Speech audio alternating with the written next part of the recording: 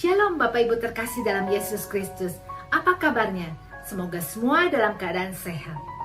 Saya akan memulai pewartaan ini dengan sebuah kisah. 2 ekor katak tidak sengaja jatuh ke dalam tong yang penuh dengan krim. Mereka panik berenang ke sana kemari, berusaha melompat keluar dari tong. Katak yang satu kelelahan dan menyerah. Dia mengeluh, katanya, tidak ada gunanya lagi berenang ke sana kemari. Akhirnya dia pun mengayunkan kakinya untuk terakhir kalinya dan tenggelam dalam keputusasaan. Sedangkan katak yang satunya lagi berbeda. Dia tidak mau menyerah. Selalu ada jalan keluar, pikirnya. Dia pun terus berenang ke sana kemari untuk mempertahankan hidupnya. Dan suatu kejutan terjadi. Perlahan namun pasti, krim itu berubah. Krim itu mulai mengeras dan berubah menjadi mentega. Akhirnya si katak pun mendapat pijakan yang keras.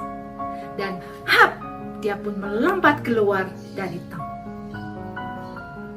Bapak Ibu terkasih, dalam perjalanan hidup kita pun pernah mengalami situasi-situasi yang membuat kita lelah, tidak berdaya, putus asa dan ingin menyerah.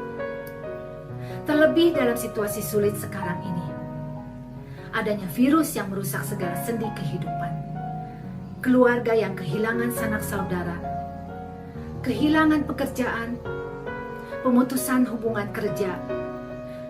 Pendapatan yang semakin berkurang. Kesulitan ekonomi. Masalah kesehatan. Kekerasan dan keretakan dalam rumah tangga. Ataupun masalah-masalah lainnya. Depresi. Merasa tertekan. Merasa tidak berguna, kekhawatiran, ketakutan, dan kecemasan. Masalah datang silih berganti, seolah tidak ada habisnya. Dan kita pun seolah berada dalam titik terendah hidup kita. Merasa seolah Tuhan sangat jauh dan tidak peduli. Kita berkeluh kesah kepada Tuhan, berkata, Tuhan, aku lelah. Dan kita pun tenggelam dalam keputusasaan. Seperti kisah katak tadi. Akan tetapi firman Tuhan dalam kitab Yeremia bab 31 ayat 25 mengatakan, sebab aku akan membuat segar orang yang lelah, dan setiap orang yang merana akan kubuat puas. Dari firman Tuhan ini kita tahu bahwa sesungguhnya Tuhan sudah menyediakan jawaban untuk setiap masalah hidup kita seberat apapun. Bahwa dia akan menyegarkan orang yang lelah dan akan memuaskan orang yang jiwanya merana. Tapi bagaimana? Bagaimana caranya agar kita disegarkan dan dipuaskan? Ada 2 hal yang harus dilakukan. Yang pertama adalah datang kepada Tuhan dan meminum air hidup. Air hidup adalah Yesus sendiri.